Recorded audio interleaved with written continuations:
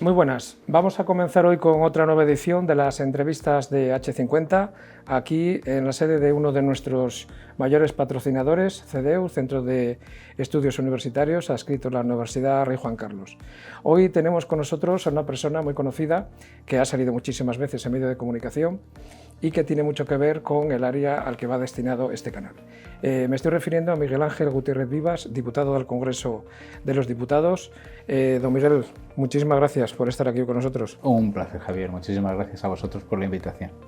Es diputado por la circunscripción de Madrid, en el Congreso de los Diputados, pero usted, que hay mucha gente que a lo mejor no lo sabe, usted es ingeniero por la Universidad Politécnica de Madrid. Sí, eso es. Y además, usted es una persona que anteriormente ha tenido cargos de responsabilidad en empresas nacionales e internacionales relacionadas con el tema de la seguridad y de tecnológicas.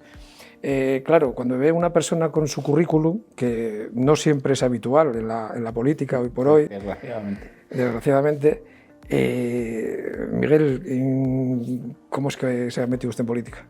Bueno, es una historia larga de contar esa, pero al final, si miras un poco lo que es nuestro partido, Ciudadanos, el partido al que yo pertenezco y el partido por el que estoy en el Congreso de los Diputados, esta experiencia mía es muy común en todos, o sea, en todos mis compañeros, quiero decir, al final todos vienen de la sociedad civil, como nosotros lo llamamos, de trabajar bien sea en la función pública o bien en la empresa privada, y de haber desarrollado durante un tiempo pues, nuestro trabajo, en mi caso como especialista en los temas de seguridad de la información y en ciberseguridad y en seguridad en general, y bueno, pues uno llega a un momento en que el compromiso entiende que debe llegar a otros compromisos con la sociedad y piensa que, ¿por qué no?, va a intentar servir a la sociedad de una manera mejor o por lo menos intentarlo. Y ese fue el afán que nos ha hecho a todos dar ese paso, ¿no? Al final es una vocación de servicio público también y yo creo que así deberían de ser las cosas, no deberían de ser como en muchos partidos, ¿no? que al final ves gente de la política, compañeros míos en el Congreso de los Diputados de otros partidos, pues que no han hecho nada, que no saben nada de lo que es la sociedad civil, que no saben nada de la realidad, de lo que es levantar una persiana, abrir un negocio, montar un negocio, dirigir una empresa, gestionar un equipo humano, buscar talento, hacerlo crecer, dar cuentas a un accionista, que también es muy importante, porque los accionistas al final acaban exigiendo mucho también, lógicamente, ponen también su dinero y lo ponen para eso. Y bueno, todo eso al final hace que acumules una experiencia que yo creo que la función de representación de los ciudadanos y de los españoles pues también le viene muy bien. Y no tanto el problema endogámico de partido, de ir creciendo dentro de un partido a base de muchas veces dar codazos a tus propios compañeros para situarte mejor. Si le parece, vamos a comenzar con algo que está de actualidad. Las últimas elecciones en Castilla y León. ¿Qué lectura hace usted de lo que ha ocurrido en Castilla y León? Bueno, yo creo que las elecciones de ayer, todo el día de ayer, los resultados que vimos ayer por la noche en Castilla y León, pues son un reflejo de la sociedad que existe en estos momentos. Una sociedad polarizada, absolutamente de bloques, donde estos bloques lo único que llevan es a un enfrentamiento cada vez mayor, porque esto se realimenta de forma continua, ¿no?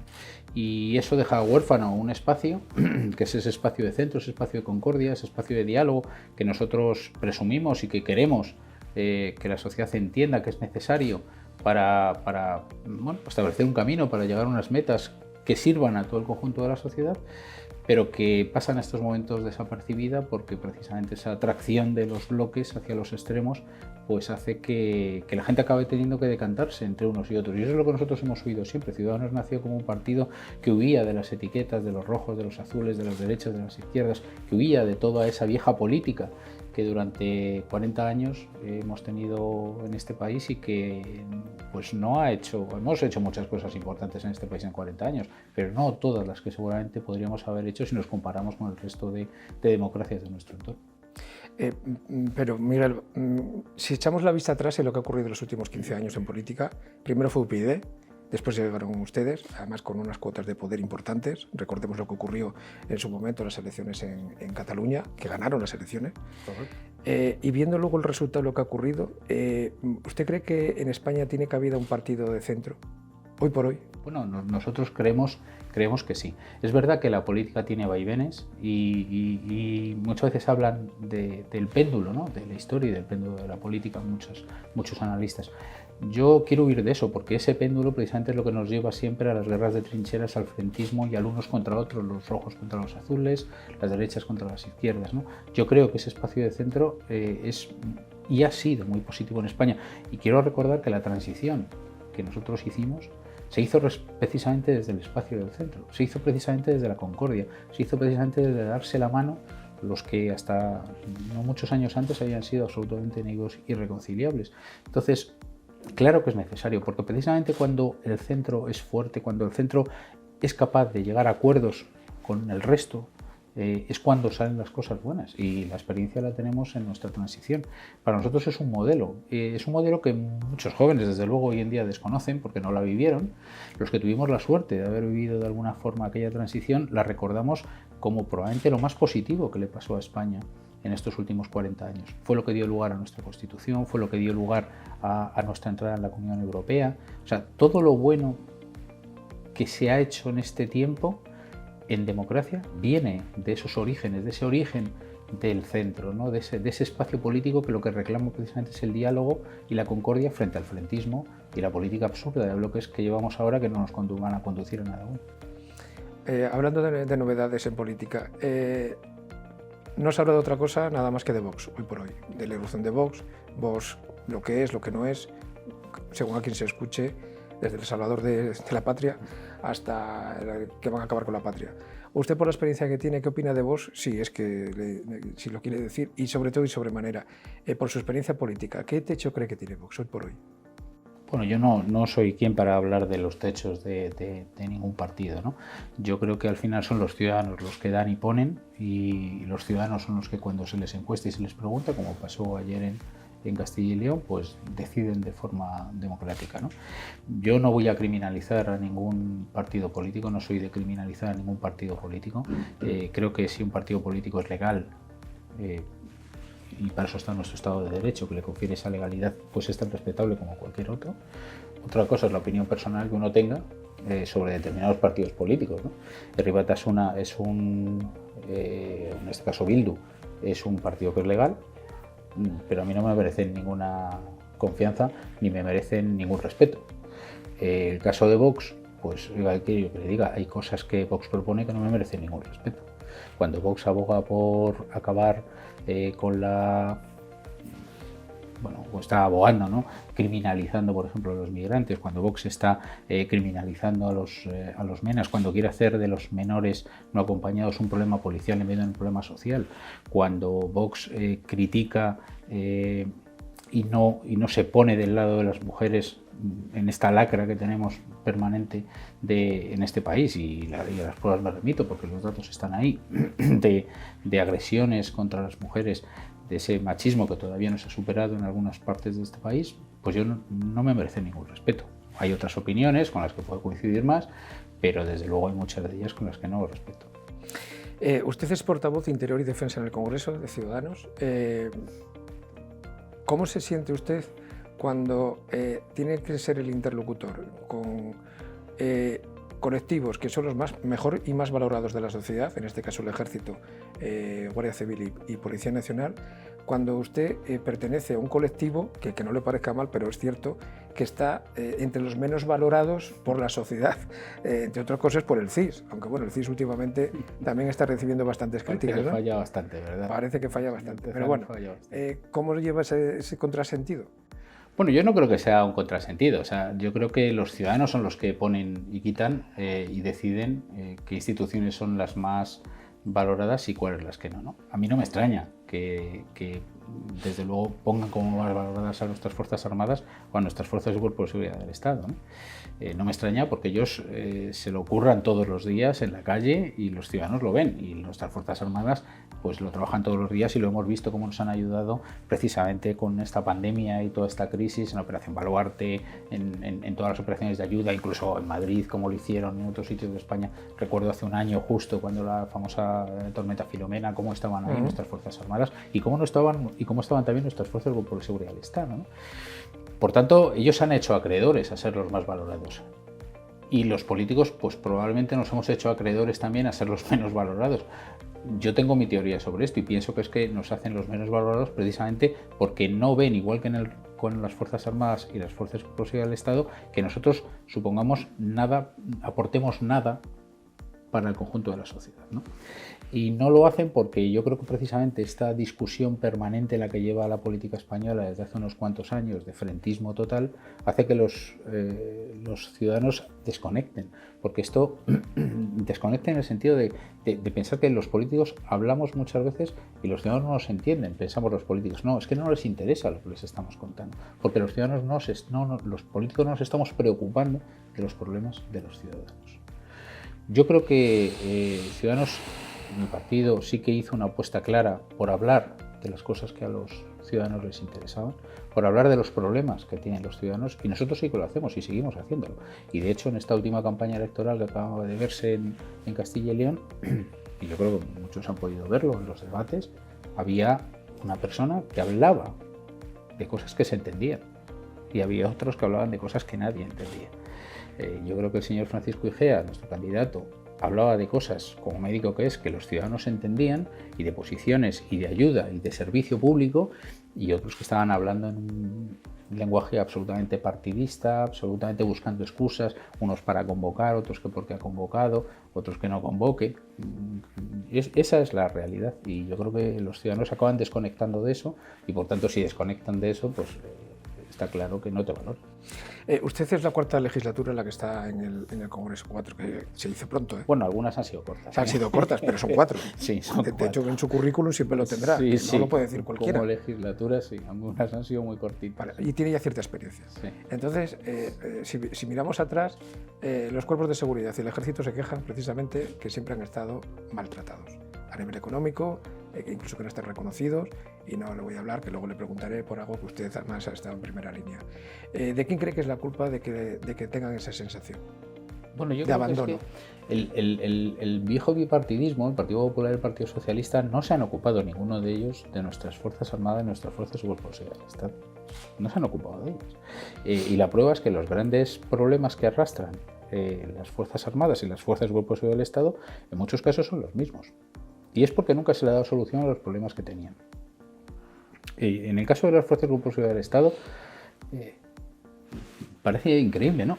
Pero la situación de precariedad en la que se han encontrado, y en la que se encuentran todavía, pese a que se ha mejorado un poco con ese acuerdo de mejora salarial, que no es una equiparación, sino una mejora salarial, pero claro, es que hacía 30 años que no se hacía ninguna mejora salarial a las fuerzas y cuerpos del Estado. Y durante esos 30 años, ¿quién ha dejado pasar ese tiempo? Oiga, pues lo ha dejado pasar el Partido Popular, el Partido Socialista, con mayorías absolutas. O sea, no pueden echar la culpa a otros partidos que no apoyaran, no, con mayorías absolutas.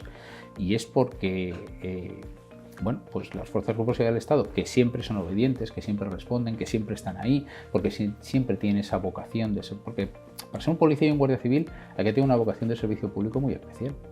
Muy especial. Y ellos lo demuestran, como hemos hablado antes, todos los días. Precisamente como lo demuestran todos los días y no se quejan, o se quejan de una forma muy interna, pues al final el viejo bipartidismo no les ha hecho caso nunca. ¿Cuándo se ha empezado a poner este problema de relieve? Cuando los trabajadores y trabajadoras de las fuerzas de seguridad, cuando los policías, los guardias civiles se han unido y han sido capaces de salir a la calle y decir, oiga, que es que hace 35 años que nadie nos hace caso, que mire la situación en la que estamos, no solamente salarial, sino con nuestros empleos, con nuestras promociones, con nuestras jubilaciones, con nuestros accidentes laborales, con nuestra falta de medios. Ahí es cuando la sociedad también ha visto eso y ha dicho, bueno, ¿y aquí qué pasa? Porque claro, hasta ahora eran problemas que se quedaban internos, larvados internamente dentro de los propios cuerpos, y los ciudadanos tampoco tenían una percepción de lo que estaba pasando allí realmente. Yo creo que es muy importante que los ciudadanos entiendan que tenemos unas fuerzas de seguridad del Estado fantásticas, probablemente de las mejores que haya en el mundo, pero que no se ha sido justo con ellas.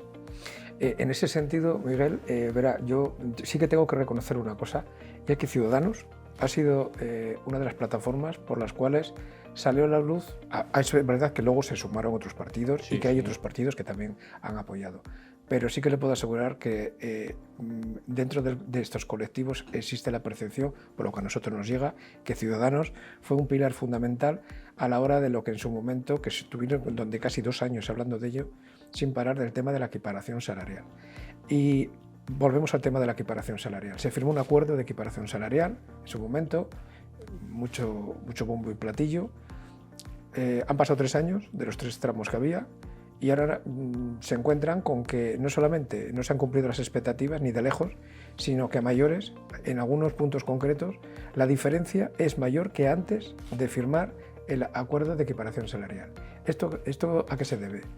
Bueno, nosotros esto lo lideramos enseguida porque ya desde antes de que se crea la conciencia de este problema de la equiparación salarial, nosotros ya hablábamos en nuestros programas electorales de la necesidad de una reforma en profundidad de las fuerzas de seguridad del Estado, de la necesidad de plantear una policía para el siglo XXI y no una policía del siglo XX, ¿no? Que es como está basada, digamos, toda nuestra ley de fuerzas de seguridad del Estado. Ya veníamos hablando de eso y por tanto ya habíamos hablado con muchos sindicatos, con muchas asociaciones profesionales de la Guardia Civil, tenemos mucha relación con ella y sabíamos ese problema que yo antes le decía que estaba alarmado, que estaba dentro de las propias fuerzas de seguridad del Estado, que no se conocía hacia afuera, pues nosotros ya sabíamos de él porque nos lo habían contado. Y entonces ya teníamos claro que había varios problemas y uno de ellos era que no se podía consentir que por igual trabajo se perciba salario distinto y que por tanto esta equiparación salarial que posteriormente se acabó definiendo de esta manera era algo que era una de esas diferencias históricas, de esos 30 años de diferencia histórica que yo le decía antes que no se habían resuelto nunca. Lo entendimos y enseguida pues, intentamos ayudar en la medida en la que nosotros éramos capaces de ayudar, ¿no? Claro, hay que remontarse un poco a la historia. En aquel momento nosotros estábamos dando apoyo desde Ciudadanos al gobierno del Partido Popular, del señor Mariano Rajoy, y nosotros le pusimos como condición unos presupuestos del Estado, porque claro, aquí había una duda que ni el propio Estado sabía, era ¿cuánto dinero?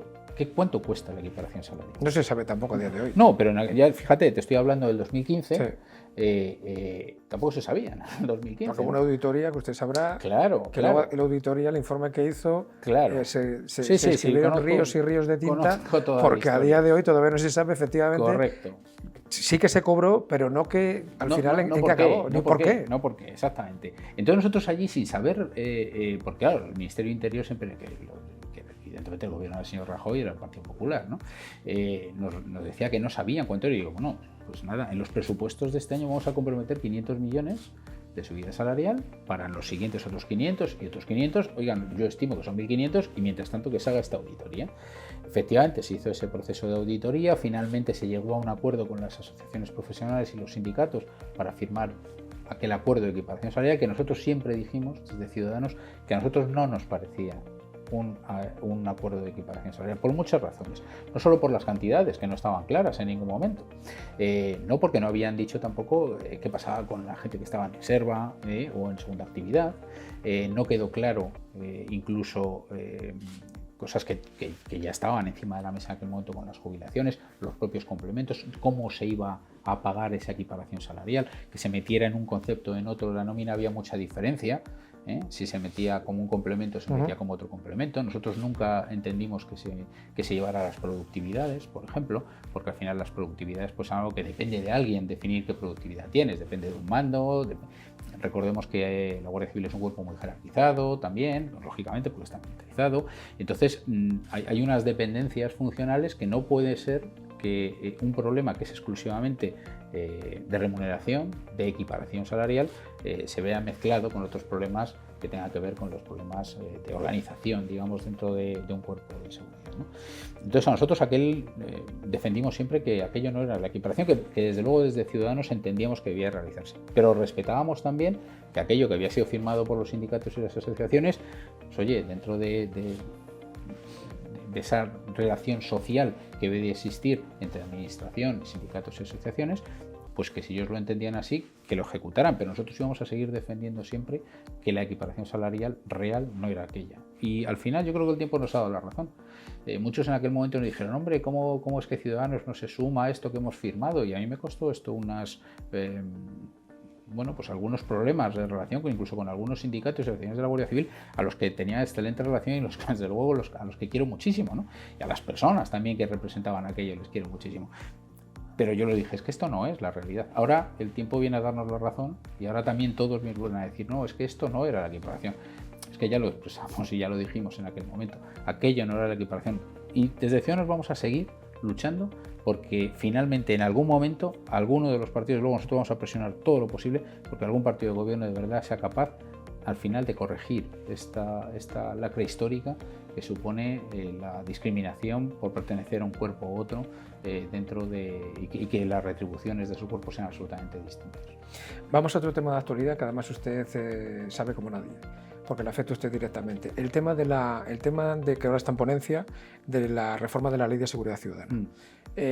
Vamos a mayores. ¿Usted cree que era necesario reformar la Ley de Seguridad Ciudadana, mal llamada Mordaza, Ley Mordaza?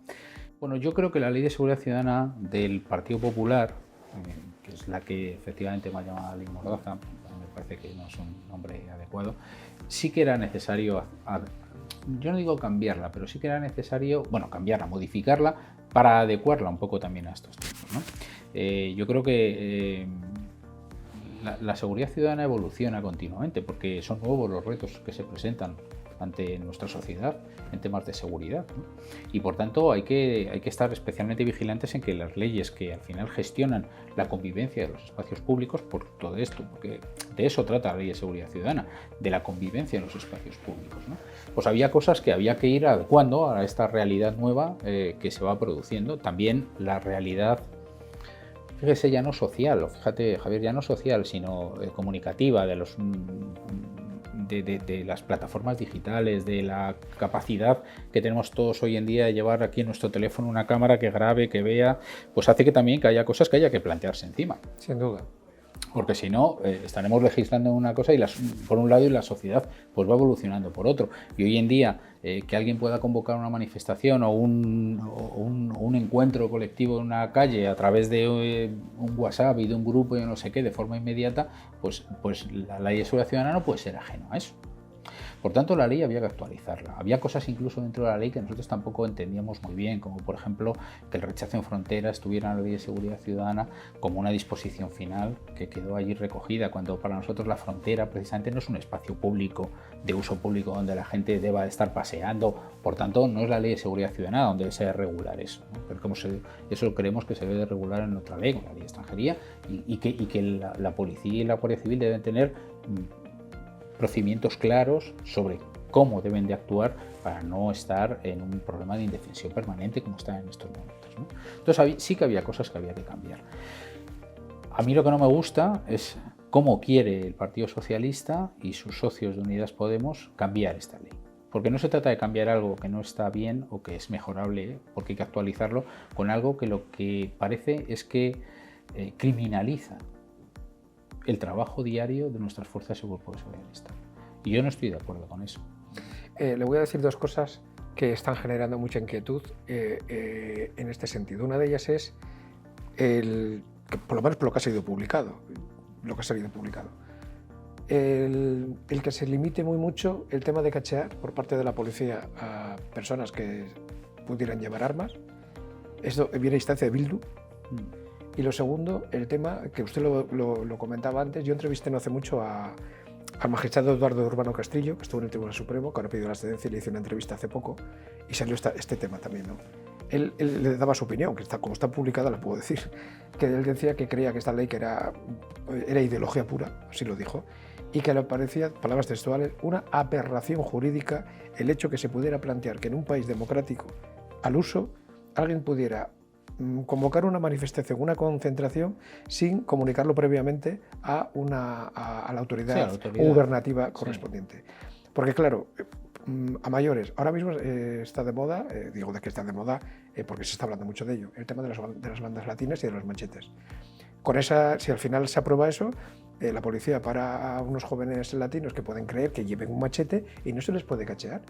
¿Eso cómo se conjuga con el Estado de Derecho? Bueno, yo creo que aquí dos cosas que estaban, porque una cosa es la Ley de Seguridad Ciudadana, digamos, que hay vigente en estos momentos, y otra cosa son las enmiendas que han presentado algunos grupos. Porque pensemos que la Ley de Seguridad Ciudadana se va a modificar en base a una proposición de ley del Partido Nacionalista Vasco que habla de 3 o 4 cosas solo. Y es verdad que luego sobre esa posible modificación los grupos parlamentarios hemos presentado muchas enmiendas de otros artículos que incluso no eran los que estaban inicialmente en la proposición de ley del propio Partido Nacionalista Vasco, ¿no?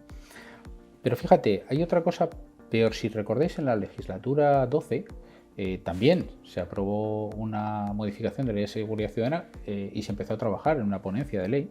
Y estuvimos trabajando muchísimo tiempo en una ponencia de ley que no llegó a su final porque vino la moción de censura del señor Sánchez y se interrumpió la legislatura. Pero llevábamos trabajando toda la Comisión de Interior, la ponencia, en aquel caso de la Comisión de Interior, en una modificación de la Ley de Seguridad Ciudadana, y en aquel caso incluso el Partido Socialista lo que pretendía era derogación de la Ley de Seguridad Ciudadana para volver, porque cuando se deroga una ley se vuelve a la anterior, Sí. para volver a la ley Corcuera, O sea, la pata en la puerta. que era la anterior. Entonces íbamos a sustituir la ley Mordaza por la patada en la puerta. Otra barbaridad. Entonces se está siendo muy... Que aquello entró en el Tribunal Constitucional, creo que entró. Sí. Y se está siendo muy, desde luego, muy poco riguroso con una cosa tan importante como es la ley que gestiona cómo se debe trabajar, cómo se gestionan los espacios públicos y cómo se gestiona la convivencia en esos espacios públicos, que es lo que hace la ley, ¿no? Me hablabas de los cacheos. Yo creo que los cacheos en la ley original no están mal, pero siempre se pueden mejorar un poco. Yo creo que también hay que entender la seguridad, por supuesto, de las fuerzas de seguridad del Estado cuando van a cachar a una persona porque pues piensan que puede llevar un arma o fijémonos en los atentados suicidas estos, que si los chalecos, que si todas estas cosas.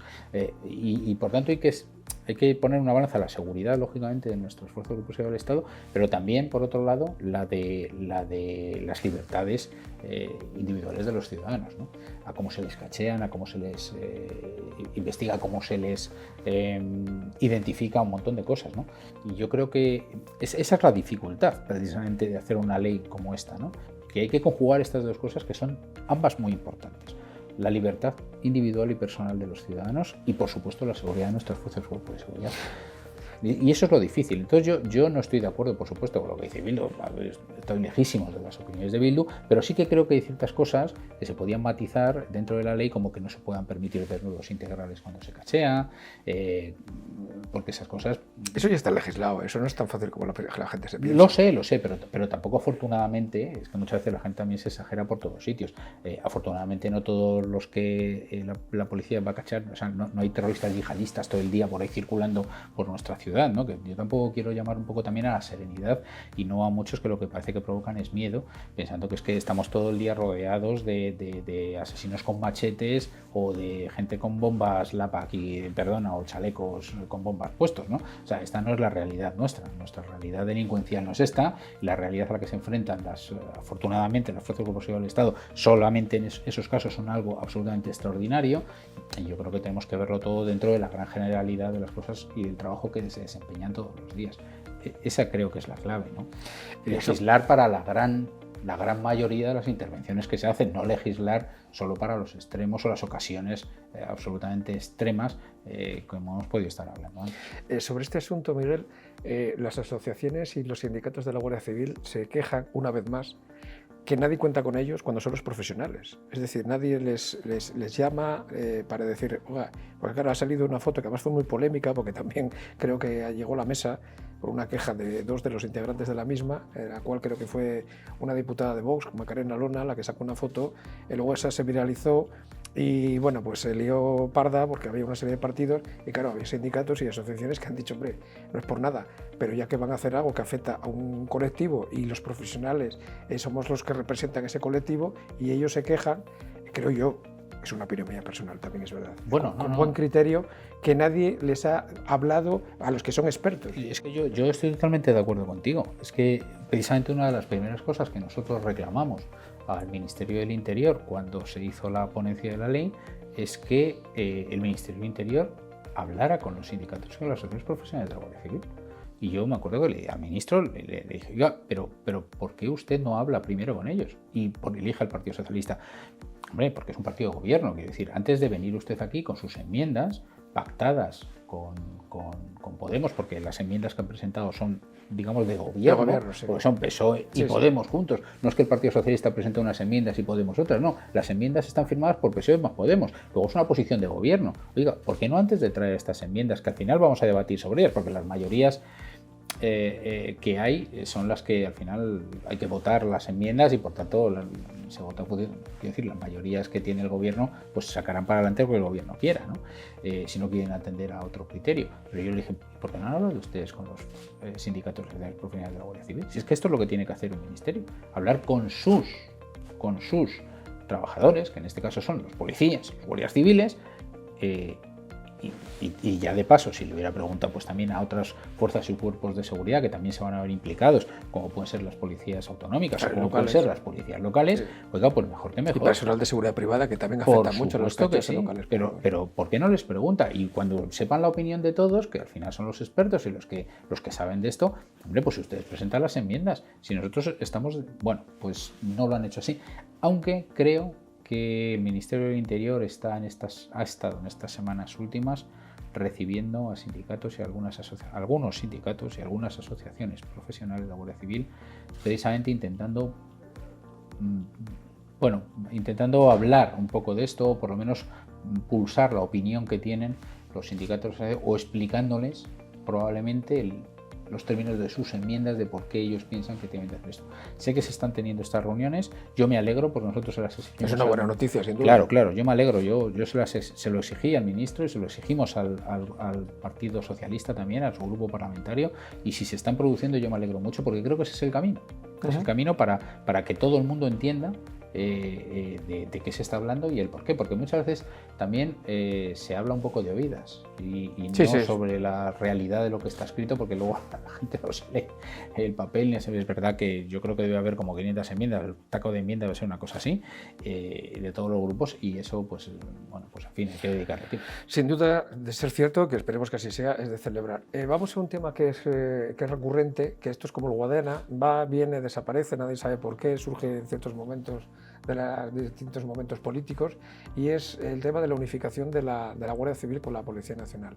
¿Usted está a favor de ella? No, nosotros nunca hemos estado de acuerdo, ni nunca hemos llevado a nuestro programa electoral la unificación de la Guardia Civil y la Policía Nacional. Yo creo que España tiene dos cuerpos que son fantásticos, que funcionan bien, que están reconocidos, cada uno en sus competencias, en sus cosas, exactamente igual de bien por toda la comunidad internacional de seguridad, y es por algo. Por tanto, algo que funciona y que también se repite en otros muchos países de nuestro entorno, pues no acabo de entender por qué tenemos que cambiarlo.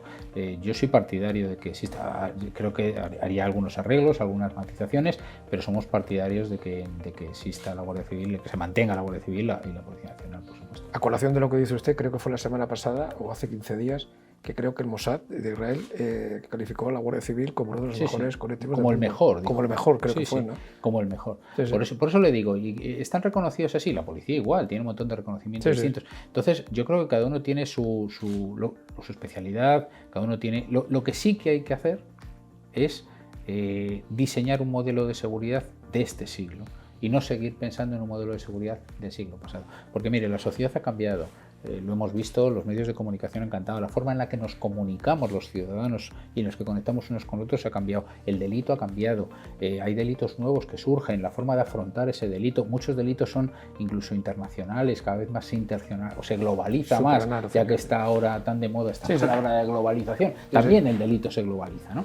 Entonces, esos son los retos de este siglo, y lo que nosotros no podemos es recurrir a los retos de este siglo con organizaciones del siglo pasado.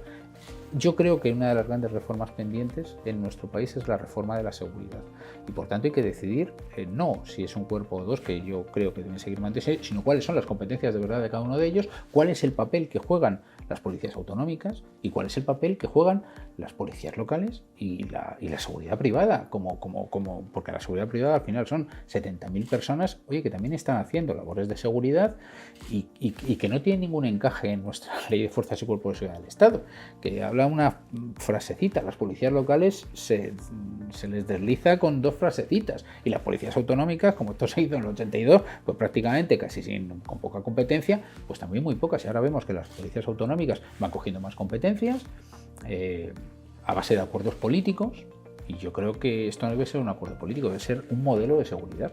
No se trata de ir dando cesiones políticas porque le interesa un gobierno de turno para mantenerse y ceder políticas de seguridad, sino tener una política de seguridad de verdad bien pensada, porque si no, no se tiene una política de seguridad. Y eso es lo que le está pasando al Partido Socialista y lo que le pasó también al Partido Popular. Llevamos desde el 82, que estamos hablando hace mucho tiempo, sin una política de seguridad adecuada. 40 años. 40 años. Y por tanto ese es el gran problema que tenemos en este momento. La gente se pregunta, ¿por qué tenemos problemas de seguridad? Pues por esto, porque no hay una política de seguridad. Porque al final se utiliza la seguridad para, cesiones políticas, acuerdos para mantenerse en un gobierno, un partido u otro. Por eso siempre decimos que los grandes culpables de esto es el bipartidismo. Voy a hacerle una pregunta ahora que también es candente y le puedo asegurar que la gente va a escuchar con lupa lo que usted va a contestar. Me imagino que sabrá por dónde va. El tema de sindicatos sí, sindicatos no dentro de la Guardia Civil. Bueno, pues nosotros, yo no me voy a esconder, ¿eh? Hay mucha gente que no se quiere mojar. No, pues yo se lo digo porque, ¿sabe qué pasa? Que no es que yo me quiera mojar o no, es que nosotros esto lo tenemos por escrito en nuestros programas electorales. O sea, que no es algo que yo vaya a decirle aquí y vaya a revelarle un secreto, es que esto es público. Nosotros estamos a favor de que en la Guardia Civil haya sindicatos y de que se sindique la Guardia Civil. Y le voy a explicar... Ya me ha dado un titular. No, pero no es que estamos de acuerdo ahora, estamos de acuerdo de siempre dentro de este partido. ¿Por qué? Porque creo que las agrupaciones de la Guardia Civil, y no llamarle a eso un sindicato, o sea, la única diferencia entre eso y un sindicato es que un sindicato... La terminología. La terminología y que un sindicato puede plantear acciones de colectivas, digamos, ¿no? Y por muy tanto, limitadas, por otra parte. Conflictos colectivos. Conflicto colectivo. Bien, pero esos conflictos colectivos, como tú bien dices, están limitados. En la policía hay sindicatos y esos conflictos colectivos están limitados. Pero yo siempre digo lo mismo. Vamos a ver, el mayor conflicto colectivo que ha vivido la Guardia Civil ha sido la equiparación salarial, donde se ha negociado con las asociaciones de la Guardia Civil un conflicto colectivo, donde los guardias civiles han salido a la calle a defender sus derechos de equiparación salarial. Oye, ¿ya ha pasado algo? No ha pasado nada. ¿Dónde está el miedo? ¿Por qué no va a haber entonces? ¿Por qué no va a ser posible que la Guardia Civil haya sindicatos? Si me lo permite, porque usted ha estado en todas, creo. No hubo ni un solo incidente, ninguno. Ni un solo incidente en manifestaciones, por ejemplo la de Barcelona, que creo que hubo 90.000 personas, 90 o 100.000 personas. Bueno, yo creo, yo he estado en todas, como tú bien dices, yo creo que la más grande fue una que se hizo en Madrid, que exactamente fueron, la de Madrid también fue dentro de más de 100.000 personas. Y no hubo ni un solo incidente. Pues claro, pues es normal, porque una cosa es reclamar tus derechos como trabajador, que es lo que se está reclamando, y tus retribuciones como trabajador, que es lo que está reclamando la policía y la Guardia Civil en estos casos de la equiparación salarial. Y otra cosa es pensar que si tú tienes unas asociaciones profesionales que están velando por esos intereses, con los que se está reuniendo el gobierno para llegar a esos acuerdos, eso es un conflicto colectivo. ¿Ha pasado algo? No. ¿Cuál es el problema entonces de que haya sindicatos? Yo creo que daría todo mucho más limpio, y ahora lo único que pasa es un poco como opaco y chanchullismo para una cosa que es absolutamente normal, y además que muchísimas policías, quiero decir que no solamente es la policía española la que tiene sindicatos dentro de su organización, en nuestro entorno europeo, en nuestros países más cercanos, todas las policías están sindicadas. Todas las policías están sindicadas, no pasa nada. Es más, tenemos casos incluso que hay fuerzas armadas donde están sindicadas y no pasa nada. Entonces, yo creo que aquí hay que perder un poco ese miedo, que me parece que esto es una herencia histórica que no tiene mucho sentido. ¿Usted cree...? Por cierto, lo defendemos en la Guardia Civil como lo defendemos en las Fuerzas Armadas, porque al final la Guardia Civil es un cuerpo militarizado. Sí. Pues es que nosotros también defendemos que haya sindicatos en las Fuerzas Armadas. Pues está bien saberlo. ¿Usted cree que dentro de la policía existe racismo o xenofobia? No, yo creo que no. O sea, Entonces, no como carácter general, yo no son los que me lo puedo creer, es que ya le digo yo que no existe racismo. ¿Y cómo es posible entonces que se haya permitido que con dinero público se hayan hecho campañas en las que se trasladaba el mensaje recientemente como que dentro de la policía que había que denunciar esos actos racismos y xenófobos? ¿Usted no cree que eso va en contra del espíritu, precisamente del origen de lo que se pretende? Es que yo estoy totalmente de acuerdo contigo en esto, Javier. O sea, yo creo que quien pretenda decir que nuestra policía es racista o xenófoba, primero creo que no conoce a la policía ni a la Guardia Civil, yo aquí hablo de todos en su conjunto, ¿no? Creo que no conoce a nuestras fuerzas de seguridad del Estado, pero como tampoco conocería las fuerzas de seguridad de una autonomía, o sea, como también le digo que los Mossos o la China o los policías locales no hay ni racismo ni xenofobia, porque no son, yo creo que el racismo y la xenofobia, no digo que no haya personas racistas y xenófobas en España, claro que las hay, y probablemente unas cuantas, y evidentemente personas en cualquier ámbito de la vida, y con cualquier profesión. Pero una cosa es que haya un racista o un xenófobo en la policía, y otra cosa es que la policía... O en el Parlamento. O en el Parlamento, por eso le estoy diciendo, que las hay en todos los sitios. Bueno, pero generalizar y médicos, y fontaneros, y muchas cosas. Sí, pero generalizar y decir que nosotros tenemos unas fuerzas de seguridad del Estado que son racistas y xenófobas, eso me parece un disparate absoluto. Y el que lo diga, insisto, conoce muy poco de la policía española y de la Guardia Civil y desde luego las campañas que se están haciendo para eso no obedecen más que, como le he dicho antes, un fin último, que es el de criminalizar a nuestras fuerzas de seguridad del Estado, porque eso sí que existe. Es verdad que hay opciones políticas en nuestro país que quieren criminalizar y que están intentando criminalizar la labor de las fuerzas de seguridad del Estado. Pues me ha echado la siguiente pregunta. ¿Por qué iba a ir por ahí? Le iba a decir que si usted cree, como algunos dicen, que existen partidos políticos que, como saben que hay, no tienen un caldo de cultivo de votos, o eso es lo que ellos entienden, que entonces creen que les da puntos en el lado contrario el criminalizar a este tipo de instituciones, satanizándolas, demonizándolas con este tipo de mantras de racismo, de xenofobia, de franquismo, de todas estas cosas. Yo desconozco si pretenden perseguir algún fin electoral último, ¿no? Pero yo lo he visto, porque yo lo he visto en el Parlamento, a Bildu criminalizar a las fuerzas de seguridad del Estado. Claro que lo hace de forma permanente, porque en el fondo han sido su enemigo. Ya. Y por tanto les criminalizan porque ha sido su enemigo, porque estos señores son herederos. Parece mentira que este Partido Socialista se tenga que apoyar en los herederos de ETA y de Batasuna precisamente para poder mantenerse y seguir manteniéndose en el gobierno. Parece mentira. Y estos, claro que criminalizan, pero porque a ETA se le derrotó con el Estado de Derecho y le derrotaron las fuerzas de seguridad del Estado. Y por tanto son sus enemigos. Y entonces, pues bueno, pues como son enemigos, pues critican cualquier cosa. Esta es la realidad de lo que está pasando. Y como le digo Bildu, pues hay otros muchos que también lo hacen y lo criminalizan. Aquellos que defienden siempre sentimientos identitarios que no son del conjunto de la sociedad, sino son solo de unos pocos. Y eso pasa con los partidos y con muchos partidos nacionalistas y con muchos partidos independentistas, que son quienes están criminalizando. Y luego están los extremos, como es el caso de Podemos, que en ocasiones pues también se les oye hablar de estas cosas. Vamos a ir acabando, no le vamos a robar mucho tiempo, que sabemos que como diputado que es, tiene la agenda muy ocupada. ¿Qué opina del movimiento Ocupa? Es difícil de entender que no se pueda desalojar a alguien de una propiedad que es suya por alguien que no lo es y sobre todo la impotencia por parte del afectado como propietario, quien incluso llamando a las policías ni a las fuerzas de seguridad se le puede desalojar. Sobre eso se ha generado un debate que está creciendo mucho. De hecho, en las redes sociales existe, bueno, en fin, una serie de hashtags y demás que a veces se ponen de acuerdo y son trendy topping y yo creo que esto que va a mayores, sobre todo en ciertos sitios como Cataluña y demás. ¿Usted qué opina sobre esto? ¿Cree que hay que legislarlo? Sí. ¿Cree que hay que conculcar alguna vez ya definitivamente que no tiene nada que ver el derecho a la vivienda, que es un derecho constitucional, evidentemente, con el tema de conculcar lo que es la libertad, o sea, lo que es la propiedad privada? Bueno, es que hay algunas fuerzas políticas en este país que que quieren que no exista la propiedad privada. Tenemos que entenderlo así. Claro, desde esa perspectiva, pues es lógico que hay algunos que defiendan los fenómenos de ocupación.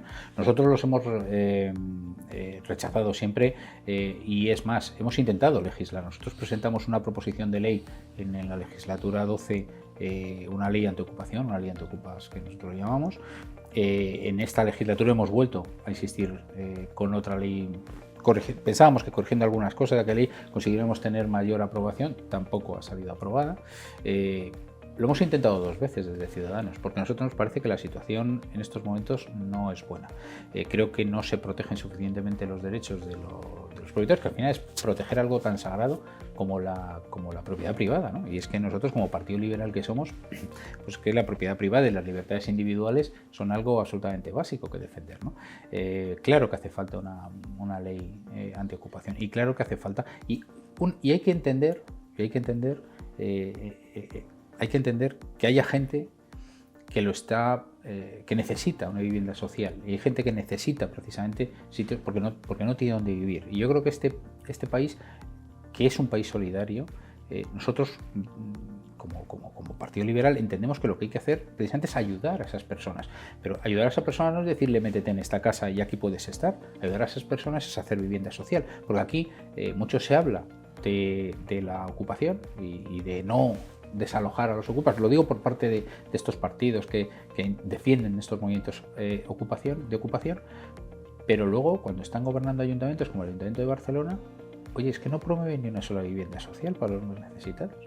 Es que el fenómeno de la ocupación se acaba con la vivienda social, que eso es lo que tienen que hacer las administraciones, y para eso están las administraciones. Oiga, haga usted vivienda social en alquiler, para que aquellas personas que realmente no tienen un sitio donde poder vivir no tengan que recurrir a ocupar otra casa, sino que lo que tengan que recurrir es a la administración que les proporcione una vivienda social, que para eso está, para atender al más necesitado. Es cierto que este país necesita, y además yo creo que tiene un buen escudo social, pero siempre es mejorable, y yo creo que el escudo social falla en algunas ocasiones porque hay políticos que no tienen ninguna voluntad de verdad de resolver los problemas de los ciudadanos, sino que lo que se encargan es de azuzar los problemas para intentar pues generar ruido, para generar distancia, para generar esta polaridad que existe en estos momentos, ¿no? A mí me resulta algo inconcebible que la señora Ada Colau no haya hecho prácticamente nada de vivienda social, o que la señora Carmena en Madrid no hiciera ninguna vivienda social cuando era alcaldesa de Madrid, y desde que Ciudadanos está, por ejemplo, en la alcaldía de Madrid, pues yo sé que mi compañera Begoña Villacís ha inaugurado ya, me parece que son 10.000 viviendas sociales. Oiga, es que esa es la manera de acabar con la ocupación, no permitir que la gente entre en un domicilio, invada la propiedad privada de otra persona por necesidad. Hablo de por necesidad, ya no hablo de las mafias que tú sabes bien que hay detrás de todo esto, que ese es otro problema, que eso es un problema delincuencial, un problema que al final se debe resolver mediante la policía. Serio, ¿eh? Muy serio, claro, pero fíjate, no hablo de la mafia, estoy hablando de aquella persona que de verdad tiene un problema social, que es que no tiene dónde dormir y tiene dónde vivir. Oye, pues el Estado le tiene que proporcionar una forma de poder acceder a una vivienda digna para que pueda vivir de forma digna. No hablo de la mafia es otro problema. La mafia, por supuesto, lo que hay que hacer es perseguirlas desde un punto de vista policial. Pero sí que hay que hacer una reforma y una ley antiocupación, porque lo que no se puede permitir es que la gente que entra en un domicilio no se le pueda echar de ese domicilio, y que aquella persona, porque hemos visto casos absolutamente dantescos de gente que, incluso personas mayores, ¿no?, que no tienen dónde recurrir, y que precisamente acaban en una vivienda social los propietarios de aquella vivienda que ha sido ocupada. Sí. O sea, es que esto es algo que no tiene ningún sentido, porque desde luego no es de sentido común y nadie lo entiende, nadie lo puede entender. Para ir acabando ya, por su experiencia, usted, aparte de que ha tenido cargos de responsabilidad internacionales, en la OTAN ha estado usted también representando a España, y que tiene una perspectiva no solo política, sino personal y profesional, porque insisto, como hablamos al principio de esta entrevista, usted conoce un poquito el tema de la seguridad, multinacionales. ¿Usted por dónde cree que debiera de ir en el futuro, independientemente del gobierno que esté, como objetivos el Ministerio de Interior con respecto a la delincuencia futura? Tema de ciberseguridad, tema de ciberterrorismo. ¿Cree que es importante volcarse en ese apartado? Bueno, yo creo que la ciberseguridad es un problema no del futuro, es un problema muy del presente. El gran problema de seguridad de nuestras empresas en estos momentos es la ciberseguridad. Los ataques claro, esto se habla poco, y tú, que también eres experto en esto, lo conoces perfectamente bien, ¿no? Se habla poco porque no interesa que se hable mucho. Primero, porque es una pérdida reputacional muchas veces para las marcas, para las empresas, que se hable de empresas que... pero tú y yo lo sabemos y, en fin, seguro que dentro del colectivo a los que estamos hablando y que nos pueden estar escuchando y lo conocen, hay muchísimos ataques. Los ataques a nuestras empresas son diarios. Y es verdad que nuestras empresas no están bien preparadas porque se invierte muy poco en seguridad. Claro, los problemas que esto lleva luego pues son tremendos. Fíjate, hablamos de empresas, pero la administración es exactamente igual. Sí. Y no nos acordamos ahora de cuando se cayó todo el SEPE y precisamente en pandemia, en un momento en el que más gente necesitaba porque no se podía acceder a las propias oficinas del SEPE y cómo el sistema informático cayó colapsado y aquello fue por un ataque informático. Por tanto, la ciberseguridad no es más, tú conoces bien el dicho que el tema no es si vas a ser atacado o no, sino cuándo, ¿no? O sea, esto es la pregunta ya no es si vas a ser o no, sino cuándo vas a ser. Es como el motorista, ¿no?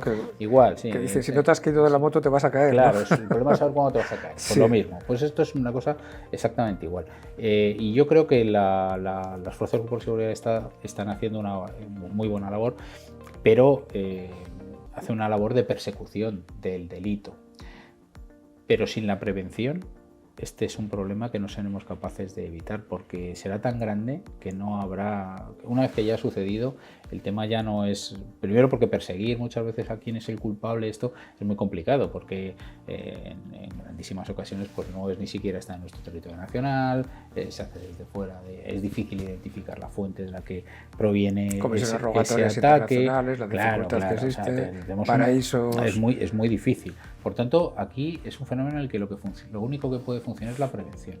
Y la prevención es dedicar recursos y dedicar inversión a prevenir esos ataques, a mejorar cuáles son las condiciones de nuestro entorno, de todos los sistemas de información que tiene una empresa o que tenemos los ciudadanos. Y también la cultura. Porque al final... ya sabes tú que la seguridad de la información es la voz más débil siempre es el ser humano, ¿no? Es la persona, es el usuario. Y aquí hay que hacer mucha concienciación y mucha formación también en los usuarios, que en este caso son los ciudadanos.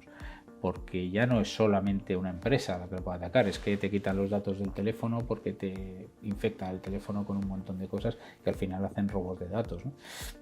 Bueno, esto tiene que ver mucho con una cultura de seguridad, de prevención del propio ciudadano al que nadie le está diciendo cómo tiene que hacer las cosas.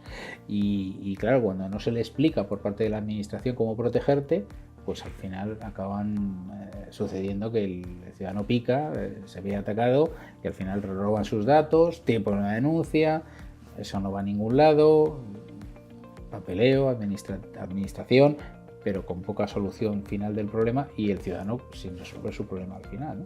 Entonces, la prevención es esencial y por tanto la educación. Hay que educar más en seguridad y hay que invertir más en prevención.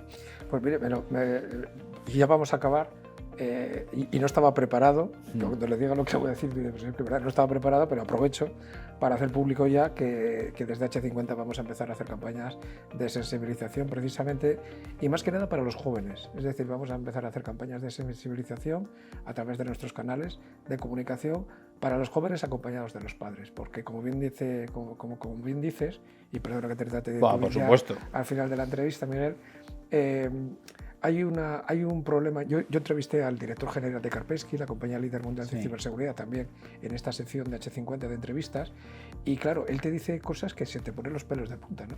Porque todo el mundo pues nos preocupamos del ordenador, de la clave, de que el niño no coja, y él decía, pero si es que da igual, es que se puede hacer un ataque a un edificio de a lo mejor de 1500 por la pecera.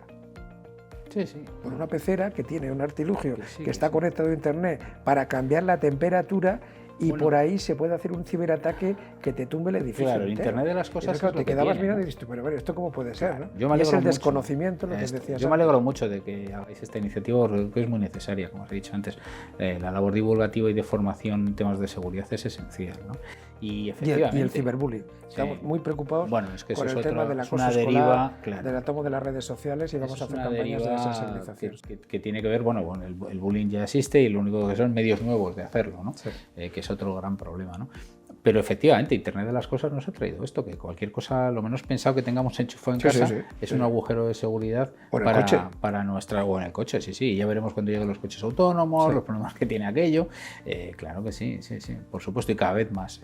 Por eso es tan necesario invertir, como te decía antes, en prevención, por eso es tan necesario educar en seguridad, y por eso es tan necesario que el legislador esté siempre pendiente también para legislar en función de esas cosas, porque esas penas hay que incorporarlas al Código Penal, porque esos delitos hay que incorporarlos al Código Penal y hay que tener su pena, que muchas veces pues esto hay grandes vacíos, porque también necesitan formación los jueces y los fiscales, porque si no es muy difícil ir a también un juez, y no hay muchos en España que sepan de esto. Creo que al final es todo el conjunto de la administración también la que se tiene que formar y la que tiene que entender de verdad cuál es el problema, el grado del problema que tenemos con este tema. Pues entre todos creo que hay que sensibilizar, y si este programa llega a gente entendida y sirve para eso, pues encantado. Miguel Gutiérrez, muchísimas gracias. Ha sido un verdadero placer haberle entrevistado.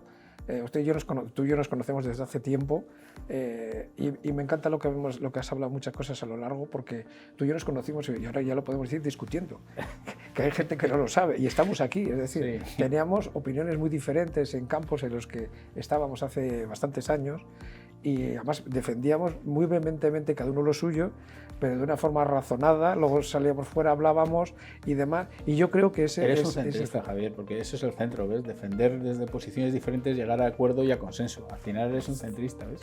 Pero bueno, pero sí que me alegra, y yo no sé cuál será su futuro político, no lo sé, pero que sepa que H50 es su casa. Vamos a seguir haciendo eventos de 3 características. Espero poder contar contigo. Por supuesto, más adelante. Faltaría más. ¿Vale? Y suerte, mucha suerte, porque creo, insisto, el otro día entrevisté a otra persona también que había estado en Ciudadanos, y sigo diciendo lo mismo, que luego me dan, porque esto se ve en muchos sitios, y luego me dan, porque bueno, ya sabe usted cómo es la política, las redes sociales, madre mía. Pero bueno, me da igual, sigo diciendo y manifiesto que creo que Ciudadanos hizo o hace un papel muy importante en su momento. Se mojó en cosas que no quiso nadie mojarse. Ustedes enseñaron el camino, pero bueno, la vida es como es. Al fin y al cabo, quien vota, nadie se le puede decir que lo haga. Bueno, lo hace como quiera. Volveremos, Javier. O sea, Ciudadanos no ha desaparecido, aunque muchos quisieran que hubiera desaparecido. No ha desaparecido. Ahí seguimos, ahí vamos a seguir. Y mira, los liberales alemanes desaparecieron de la escena política. ¿Ya ha vuelto? Desaparecieron del Parlamento, no de la escena política, sino del Parlamento alemán. Han vuelto, no solo han vuelto, está en el gobierno. Está en el gobierno. Porque son necesarios para gobernar. Luego, nosotros no vamos a irnos, no vamos a desaparecer, vamos a seguir aquí y vamos a seguir luchando por eso que te decía al principio de la entrevista, que es llegar a ser capaces de encontrar un espacio de concordia, de acuerdo, de diálogo, que eso es el centro, que eso fue nuestra... así vino nuestra transición. Y nosotros reclamamos precisamente ese espacio como en estos momentos de polarización tan grande, como algo imprescindible en el espacio político y desde luego en la vida cotidiana de los ciudadanos. Bueno, dicho, Miguel, muchísimas gracias por estar aquí en H50 con nosotros. Gracias a ti, Javier. Aquí en CDEU, y que esta es tu casa. Un abrazo muy grande y muchísimas gracias a todos vosotros. Muy bien.